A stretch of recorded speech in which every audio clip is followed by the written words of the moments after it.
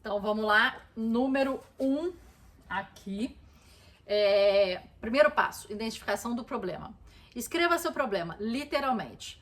Falá-lo em voz alta não funcionará. Contá-lo a um amigo não ajudará, por conta da relação entre experiência tátil e memória. Escrever é a chave.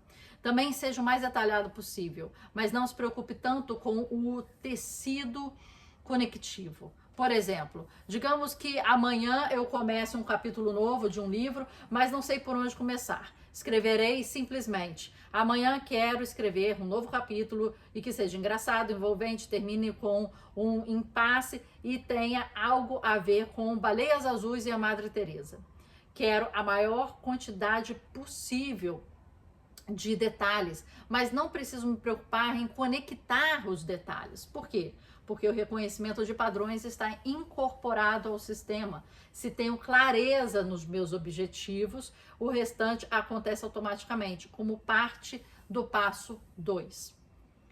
Passo 2, incubação. Distancie-se do problema por um instante. Após pegar o jeito, um período de 1 a 4 horas será suficiente, mas no início planeje metade do dia ou mais, ou leve o problema para a cama durante esse processo. Faça algo estimulante, porém não extenuante. Zroloff gosta de construir aeromodelos, cuidar do jardim, limpar a casa, lançar bolas na da cesta de basquete também funciona. Assim como caminhadas longas, o que não funciona é TV. Exige muito processamento mental para desativar a consciência. Da mesma forma, se você opta por fazer exercícios durante um período de incubação, certifique-se de escolher algo leve. Se ficar exausto com a malhação, mais tarde ela pode prejudicar sua capacidade de encontrar a solução que está buscando. E se você acabou ficando estressado porque está cansado e não consegue encontrar uma solução, a ansiedade extra posterior produzirá sua capacidade para conectar ideias, tornará ainda mais árdua a busca por solução. 3, escrita livre. Então, o que ele falou aqui para ser MacGyver? Identifique o problema, faça a incubação do problema e depois escrita livre. E na incubação do problema, ele já falou para você escrever. E identificação do problema falou para escrever. Então, escrevendo, gente. Após passadas essas semanas, sente-se com o seu bloco de anotações e comece a escrever novamente. Não importa o que, copie trechos de livros favoritos, escreva cartas e canções, faça aicas. Não sei o que são aicas. Após uma pequena espera, em geral, não mais do que 5 minutos, as respostas para seu problema começarão a surgir. No caso, o meu exemplo anterior, eu simplesmente começaria assim: agora estou tentando escrever meu próximo capítulo, mas na verdade não sei do que se trata. Parece simples, mas os resultados podem ser impressionantes.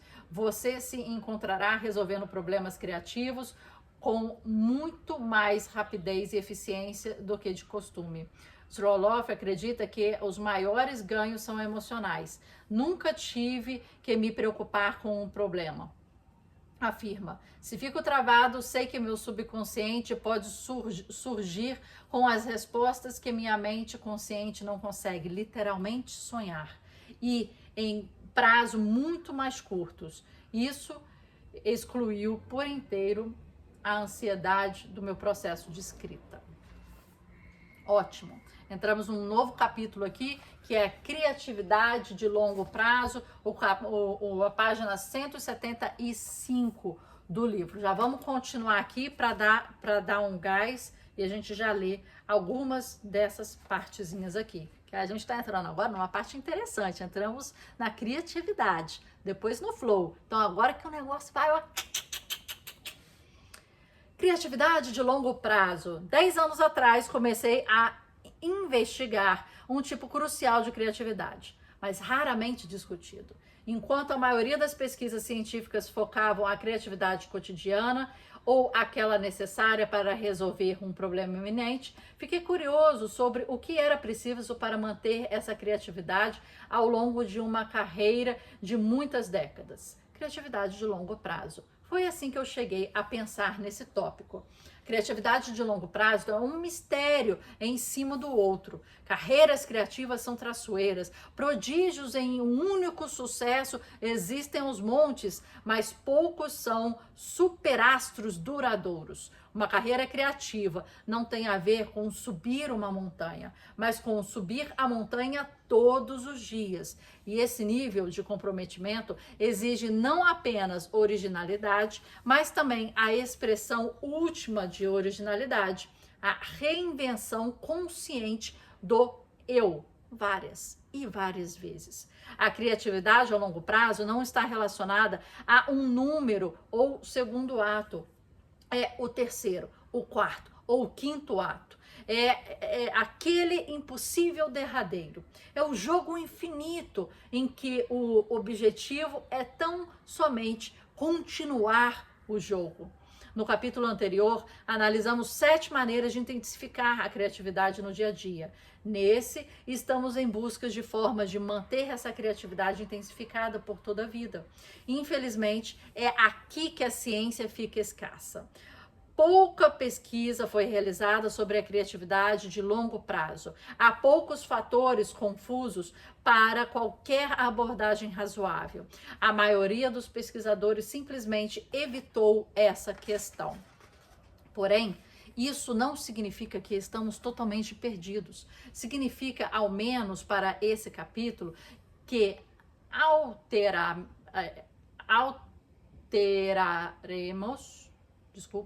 alteraremos nossa abordagem.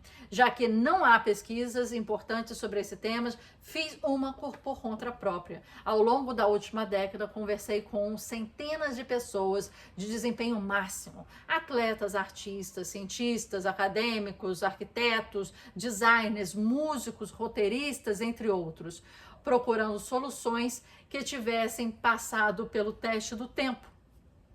Uma coisa é certa, a criatividade ao longo do tempo envolve uma série de habilidades incomuns, muitas das quais entram em conflito com nossas ideias sobre o que é preciso, em primeiro lugar, para ser criativo. E mais, a criatividade de longo prazo geralmente exige que alguém ganhe a vida com criatividade. No entanto, ser criativo é diferente de trabalho criativo. Muitas pessoas que aprendem a ser boas na primeira opção são péssimas na segunda. E por fim, em termos emocionais, a criatividade tem um preço. Década após década, esse número aumenta. Portanto, aqui estão 9 das minhas lições favoritas sobre a luta árdua da criatividade ao longo prazo. Algumas são de minha autoria. A maioria eu aprendi com outras pessoas. Todas elas são coisas que apliquei em minha carreira com sucesso considerável. No entanto, não presuma que o que funciona para mim funcionará para você. Improvise como achar melhor. Então agora a gente vai entrar nesses itens. Muito legal aqui. De 9 itens aqui que ele fala. Tá preparado? Vamos ver se é senso comum ou se ele foi criativo nesses itens dele. Vamos olhar aqui. 1. Prepare a alvajada completa. Na graduação, tive a chance de estudar com o romancista John Barth, frequentemente considerado o patrono da metaficção norte-americana. Barth fez carreira ultrapassando os limites da linguagem e inspirando um movimento literário no caminho. Ele também me deu alguns dos melhores conselhos que já recebi sobre criatividade de longo prazo. Um contexto vem a calhar. Barth e eu estávamos discutindo o clássico O Arco-Íris da Gravidade, do autor Thomas Pynchon. Para quem não sabe, o livro é um colosso. Mais de 800 páginas com mais de 800 personagens diferentes e uma das linguagens mais hiperestilizadas já escritas. E isso é o que estávamos discutindo. as pirotecnias estilísticas de Python e minha obsessão em imitá-las. Eu também queria escrever frases super estilizadas, frases com diversas camadas, cheias de extravagâncias, mas Barth salientou que havia mais coisa ali. Um livro de 80 páginas é um livro que 800 páginas é um livro que eu nunca vou ler. Não consigo ler livros muito grossos. Os mais que eu consegui ler são esses aqui, olha. Tem o quê? 400, 500 no máximo. E eu tenho muita dificuldade de ler livros de não ficção. Então, assim, pra mim, isso é uma coisa... Cara, que loucura, que loucura. 800 páginas, resume. Eu penso assim, se é importante, resume. A gente impacta mais quando a gente faz assim... Tchau. Resolver.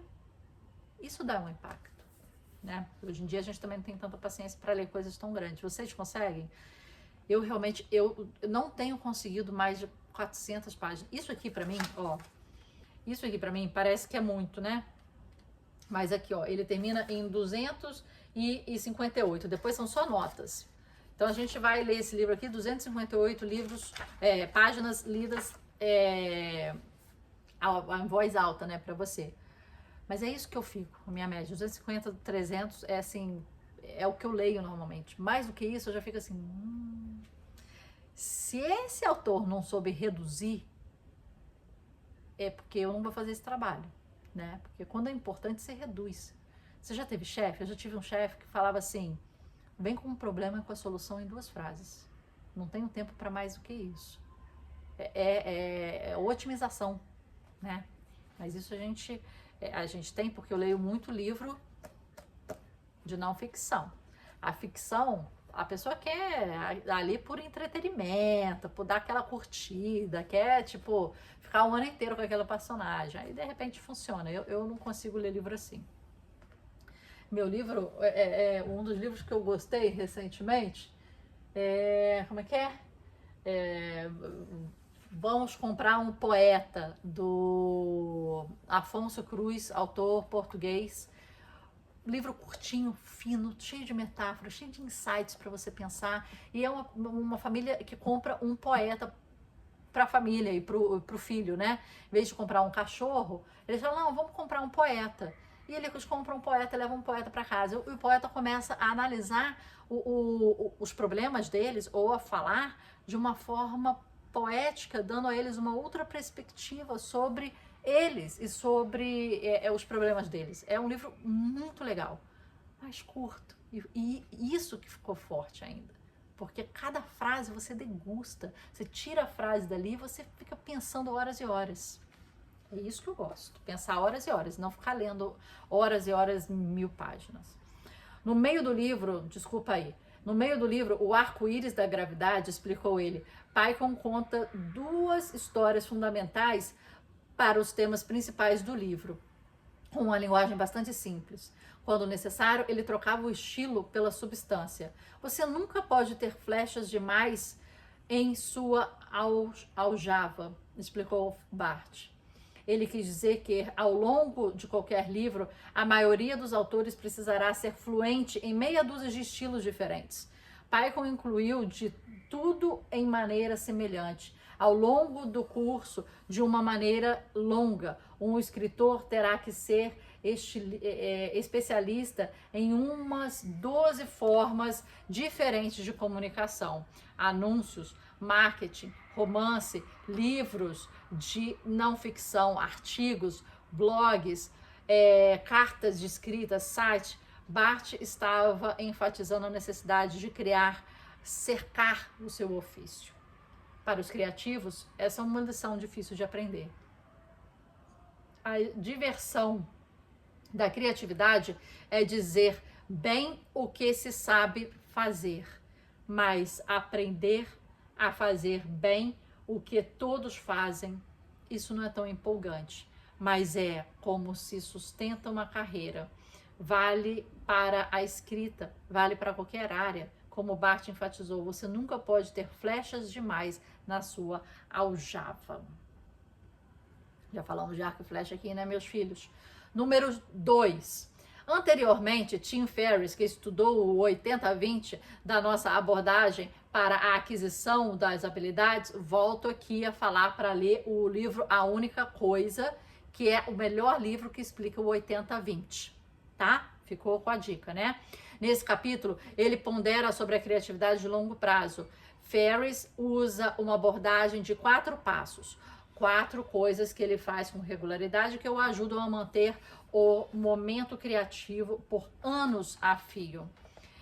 Então aqui ele fala, exercícios diários. Ferriss recomenda pelo menos 1 hora por dia e o motivo já deveria ser conhecido. Exercícios reduzem os níveis de ansiedade e ajudam a arejar a cabeça, como alívio consistente de estresse. Não deve existir a abordagem melhor.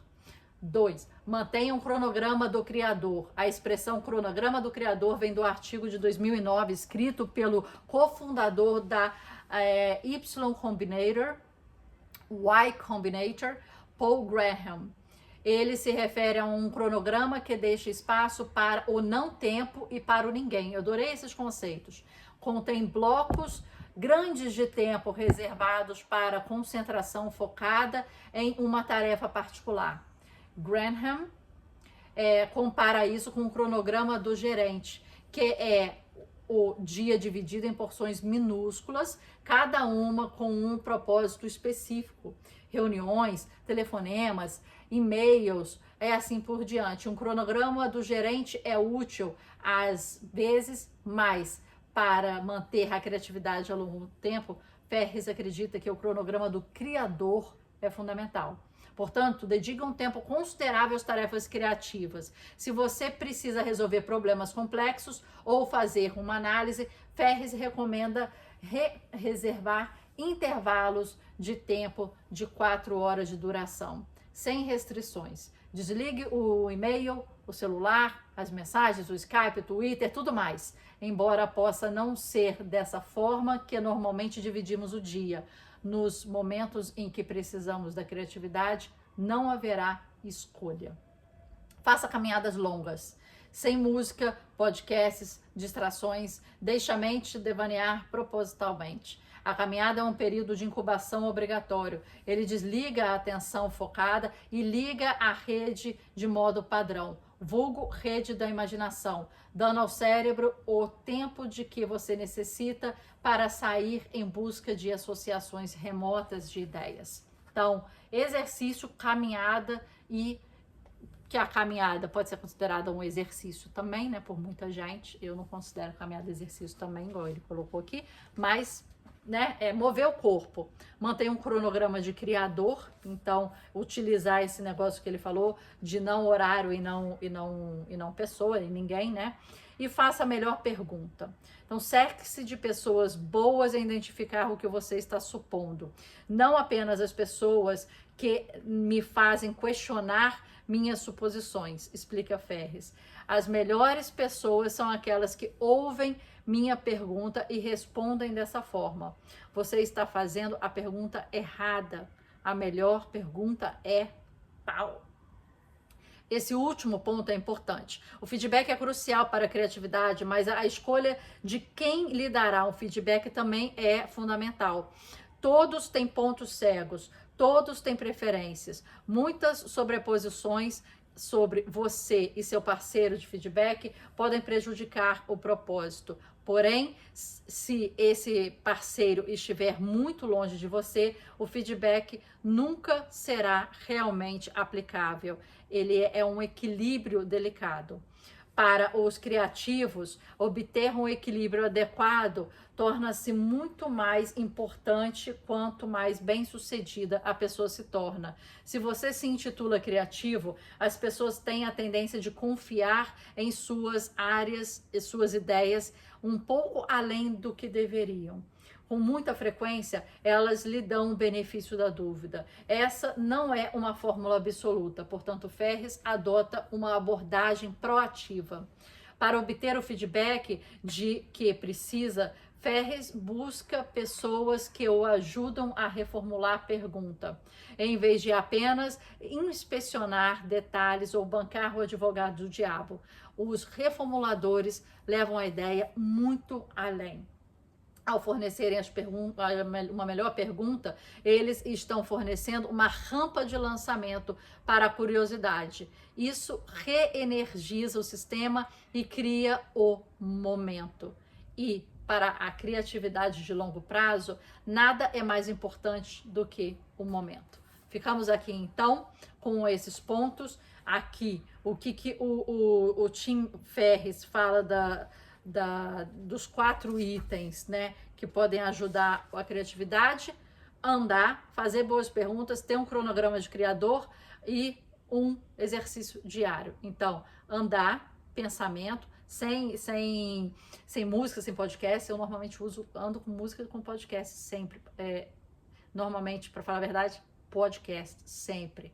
É 1 hora, dependendo, é 1h30 de ida, 1h30 de volta. 2 podcasts aí de ida e de volta. E minha contagem não é quilômetro e tal, acabou o podcast, volto.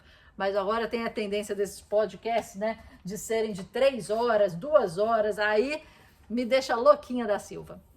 Mas é isso. Até a próxima leitura, até amanhã, espero vocês. Tô gostando aqui das dicas, algumas já estão em senso comum: exercício, caminhada, banho, pergunta, rotina. Isso cai muito no que a gente fala também sobre, como é que fala? Performance, né? Rotina, entrega, resultado, né? Então, isso cai um pouquinho no mesmo. Vamos ver se a partir daí ele faz essa rampa aí, né? Legal aí que ele deu aí para você ter uma pessoa. Agora eu queria que você fizesse um exercício somente. Pensa quem é essa pessoa para você. E quando você fala, olha, lê esse livro aqui para mim, que eu escrevi, né? Igual eu fiz aqui com o Leitor Supremo, né? Lê e me dá seu feedback. Eu pintei esse quadro. Olha aqui, tô te mandando a foto, me dá o feedback. Quem é essa pessoa que dá um feedback que, tipo assim, que é até às vezes desconfortável, porque às vezes você não gosta, mas você precisa ouvir, e que faz, assim, coisas fantásticas, né? Com os insights que ele ou ela te dá. Quem é essa pessoa para você que não tem papas nas línguas, que vai falar de forma honesta, mas que pode até te machucar, mas vai falar. Não, mas tá lindo, tá maravilhoso, não é isso? Ó, ficou ruim aqui, ficou não sei o que, e você vai ponderar aquilo. Você tem essa pessoa ou tá todo mundo passando a mão na sua cabeça? Até amanhã.